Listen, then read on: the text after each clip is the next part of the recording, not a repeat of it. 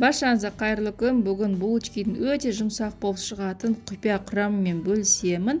Сондықтан видеоны соңына дейін тамашалаңыздар. Ең алдымен ыдысымызға жылы сүтімізді құйып, үстіне ашытқымыз салып, жақсылап тұрып араластырамыз. Қантымызды салып, ерігенше араластыруымыз қажет. Сұйық майымызды құйып, тағы да араластырамыз. Міндетті түрде әр қоспаны құйған сайын жақсылап тұрып араластырып тұрыңыздар.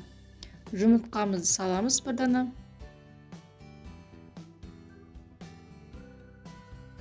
Кейіннен үстіне разрыхлитель мен ванилинді салып, тағы да араластырамыз. Одан кейін ұнымызды салып, қамырымызды илейміз.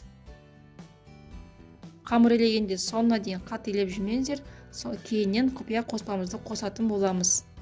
Бұл жерде ұнымыздың басы сәл аздап біріккеннен кейін бөлме температурасында тұрған сары майды не болмаса маргаринді салып,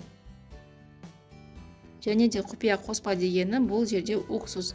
Мен бұл жерде уксусты 6%-лық уксус пайдаландым. Егер сіздерде 6% уксус болмаса, 70%-лық уксусты сумен араластырып құйсаңыздар болады. Енді қамырымызды соңына дейін жақсылап иін қандырамыз. Қамырымыз жақсылап илеп иін қандырып болғаннан кейін бетін пищевая пленкамен жауып, көтерілгенше қойып қоямыз.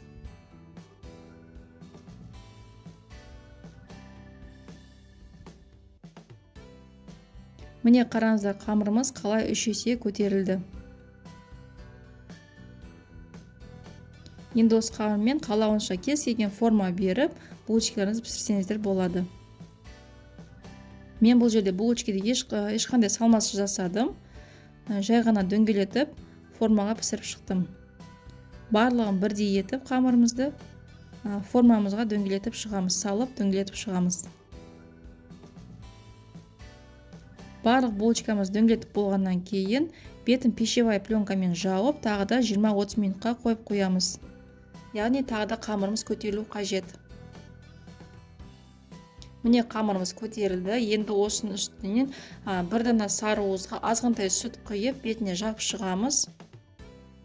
Кейіннен мен соңында бетіне мак сеуіп шықтым. Осыны енді қызып тұрған пеште 220 градуста қызарғанша пісіріп аласыздар.